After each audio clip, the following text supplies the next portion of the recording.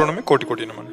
महाराज जी, ये जन्म मरण का चक्कर क्या है, क्यों है, मोक्ष की प्राप्ति कैसे हो सकती है?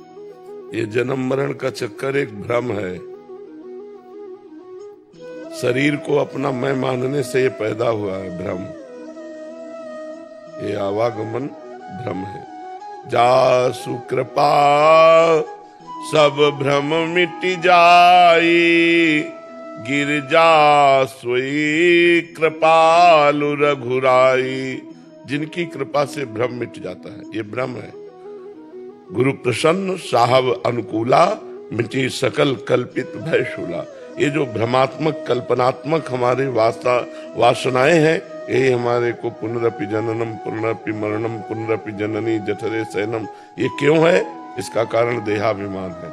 मैं स्त्री हूँ, मैं पुरुष हूँ, इस भाव को स्वीकार करके जो हम बर्ताव करते हैं, ये हमारे जन्म मरण का हेतु होते हैं। और इससे छूटने का उपाय है सदगुरु की शरण लेकर उनके द्वारा बताई हुई मंत्र उपासना में निरंतर अपने चित्त को जोड़ा जाए, तो हमारे हृदय में भगवान की कृपा से ज्ञान प्राप्त हो जाएगा। जहाँ शरीराभिमान नष्ट हुआ, जहाँ इंद्रियों की चंचलता नष्ट हुई, जहाँ मन एकाग्र हुआ, उसी समय मोक्ष है, क्योंकि बंधन कभी हुआ ही नहीं। आत्मा का कभी बंधन नहीं हो सकता। तो जैसे सोए हुए पुरुष का कोई गला काट रहा हो तो उसको किसी भी तरह नहीं बचाया जा सकता। एक ही उपाय है, केवल उसको जगा दिया जाए। समझ रहे हैं? जैसे सोया हुआ कोई पुरुष है, उसका कोई गला काट रहा है, तो अब चाहे पूरी फौज लगा दो, उसको आप बचा नहीं सकते, क्योंकि बाहर से उसका कुछ हो ही नहीं रहा, उसका स्वप्न में हो रहा है, तो उसको जगा दो।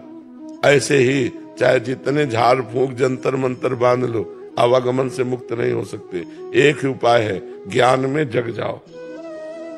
ये ज्ञान हो जाए कि मैं शरीर नहीं हूं। देखो अभी 50-50 वर्ष हो गए, एक सेकंड भी हमें ज्ञान नहीं हुआ कि मैं शरीर नहीं हूं।